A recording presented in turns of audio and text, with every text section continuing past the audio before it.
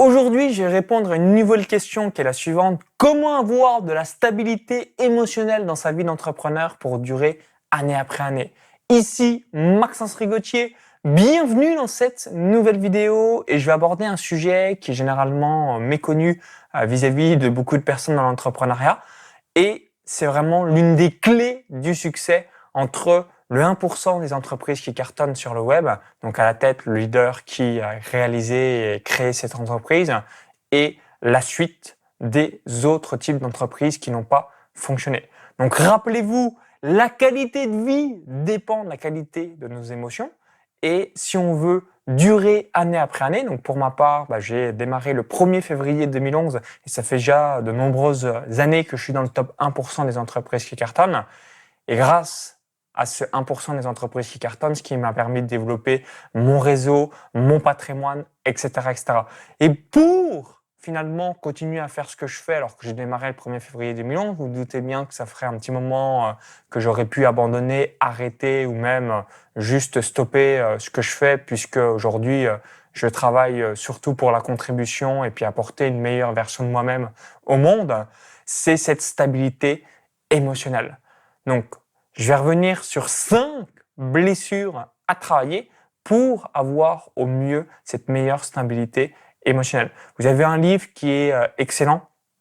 J'avais écouté le résumé audio de Lise Bourbeau par rapport aux blessures et je vais revenir en détail pour vraiment arriver. Ce qu'il faut avoir en tête, c'est que la vie nous challenge pour voir si on a développé ce muscle émotionnel et savoir si la nouvelle version de vous-même, vous êtes capable de faire face. Les problèmes peuvent venir en plus de toutes parts. Ça peut être en couple, en famille, des amis, l'entreprise, etc., etc. Donc, un tas de possibilités, même des salariés, des prestataires. Donc, à chaque fois, on est challengé et on voit si on a progressé émotionnellement et ce qui permet de réaliser ou non cette nouvelle version de vous-même et de faire face à vos différentes peurs que vous avez pu avoir. Donc, je voulais revenir tout ça. Donc, également, travailler ces blessures, ces muscles émotionnels, ça prend du temps. Donc, rien à voir avec la société, les 3 exemples que j'évoque toujours. Donc, ça n'a rien à voir avec on appuie sur le bouton de la télécommande et on a Netflix ou Amazon Prime qui apparaît.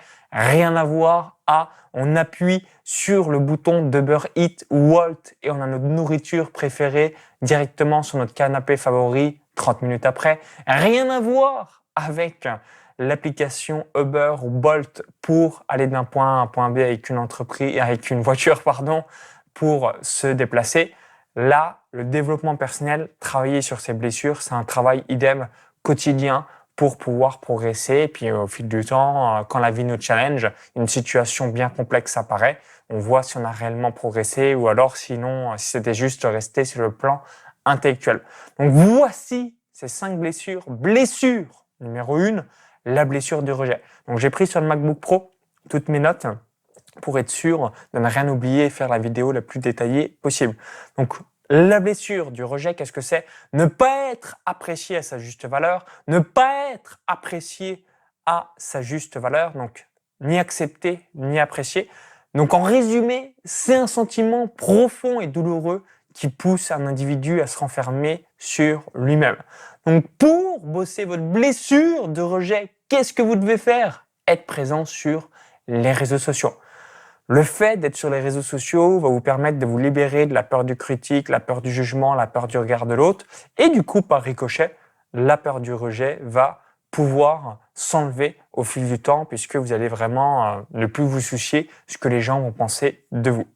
Ensuite, blessure numéro 2, la blessure de l'injustice. Donc la blessure de l'injustice, on appelle aussi, vous avez peut-être déjà entendu ce nom, le syndrome de Calimero. C'est celui qui va tout le temps se plaindre de manière répétitive, le sentiment permanent que tout est injuste, tout est inéquitable. C'est en gros la personne qui se sent victime et se place elle-même en victime. Donc, je vais vous donner une analogie. J'avais un photographe avant, par le passé, il y a de nombreuses années. Il se plaignait qu'il y avait tout le temps des problèmes de trésorerie. Sauf que, moi, personnellement, il m'envoyait jamais la facture pour le payer. Donc, évidemment, quand quelqu'un le fait pour une personne, il le fait pour tout. Donc, forcément, c'est logique que tu as des problèmes de trésorerie si tu n'envoies pas les factures pour te faire payer à tes différents clients. Donc ça, c'est un bel exemple de syndrome de Calimero. Ensuite, blessure émotionnelle numéro 3, la blessure de l'abandon. Avoir une blessure de l'abandon consiste à avoir peur d'être abandonné, c'est logique.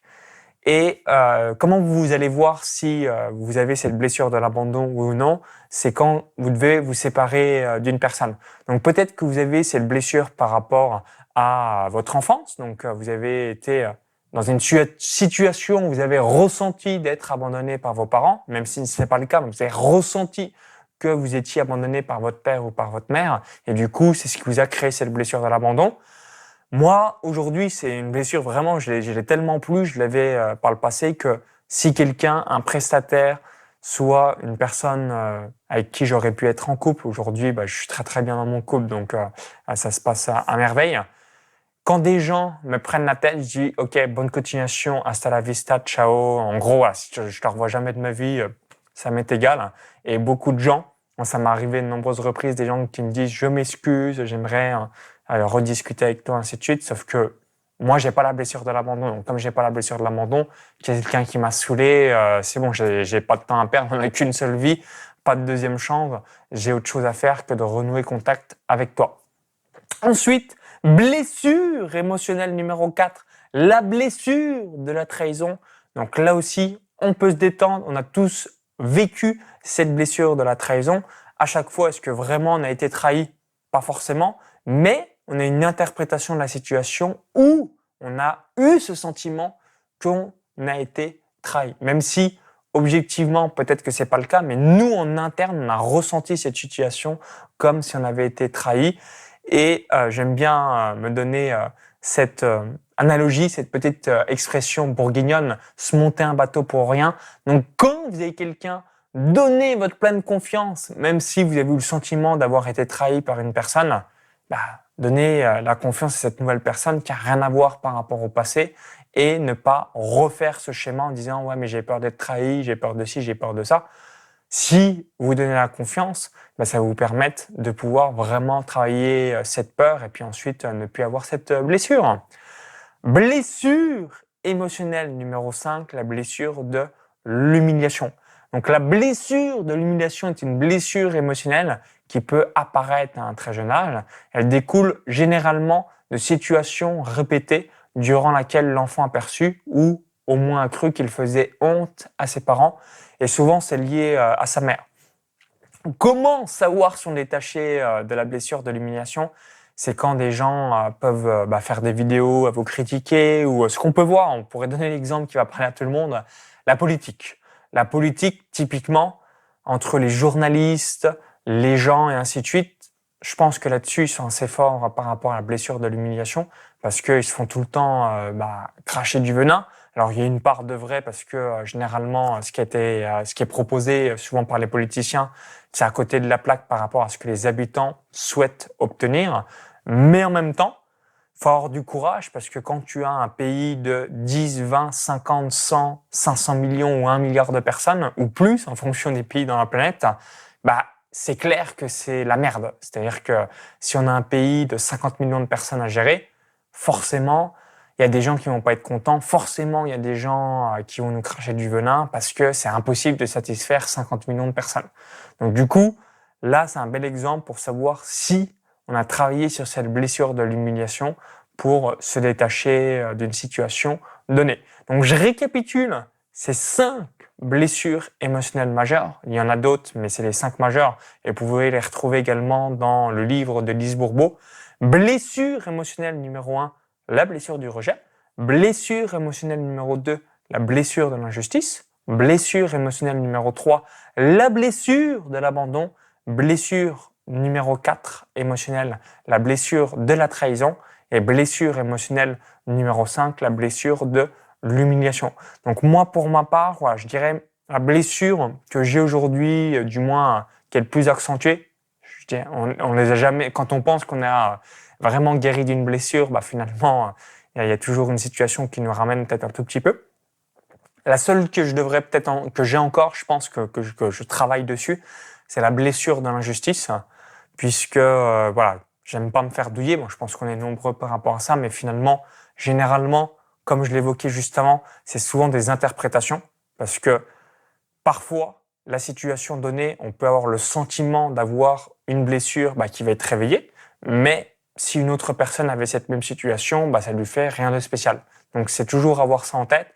La situation donnée amène généralement une interprétation, notamment par rapport à notre schéma du passé, nos croyances, nos conditionnements, toutes les différentes pensées qu'on a pu avoir depuis notre enfance. Donc dites-moi dans les commentaires juste en dessous, et vous, quelle blessure travaillez-vous actuellement?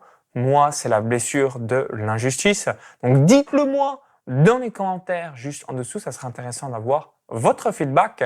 Peut-être que vous travaillez sur les 5. De toute façon, on travaille régulièrement sur toutes nos blessures par rapport aux signaux de la vie. Je vous assure, la vie, puis vous le voyez vous-même, la vie nous envoie systématiquement des signaux. Nous tester, ok, t'as dit que t'étais guéri de la blessure de l'humiliation, bam, je vais t'humilier un bon coup et on va voir si tu as eu la blessure de l'humiliation. Tu as dit que tu avais plus la blessure du rejet, bam, je vais t'envoyer une grosse situation in the face pour voir si réellement tu as la blessure du rejet, oui ou non.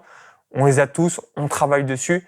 Et ensuite, c'est là vraiment dans des situations données, on voit notre chemin parcouru par rapport à quelques années où vraiment on n'a plus du tout cette blessure, ou alors on a un tout petit peu, un petit chouïa, mais il y a quasiment plus rien. Moi, je sais que par exemple, blessure de l'abandon, allez-y, la vie peut m'envoyer des gros signaux, je suis vraiment détaché vis-à-vis de tout ça. Merci d'avoir suivi cette vidéo. Cliquez sur ce petit bouton-là, juste en dessous, si vous avez apprécié la vidéo. Si vous souhaitez avoir davantage de vidéos concernant le développement personnel, merci par avance de cliquer sur ce petit bouton-là et de partager la vidéo. Ça permettra peut-être à des personnes qui justement se plaignent ou se demandaient quel type de blessure ils pouvaient travailler pour pouvoir s'améliorer personnellement. Donc partagez la vidéo. Merci une nouvelle fois. Pour vous remercier d'avoir visionné cette vidéo, donc si vous êtes jusqu'ici, c'est que le sujet ça vous intéresse. Je voulais également vous offrir un cadeau de bienvenue. Donc ce cadeau de bienvenue, c'est une formation offerte où j'explique comment passer de 0 à 5 000 euros par mois au cours des 3 à 6 prochains mois avec un business en ligne. Donc pour recevoir directement cette formation online dans votre boîte mail, il y a un lien. Vous cliquez sur ce lien, ça vous redirige vers notre page. Il suffit juste d'indiquer votre prénom et votre adresse email. Si vous visionnez cette vidéo depuis une autre plateforme ou un smartphone, i comme info en haut à droite de la vidéo ou encore tout en description juste en dessous. Donc je vous dis à tout de suite directement dans votre boîte mail pour l'envoi de cette formation offerte et au plaisir de lire votre réponse concernant les différentes blessures émotionnelles. Bye bye!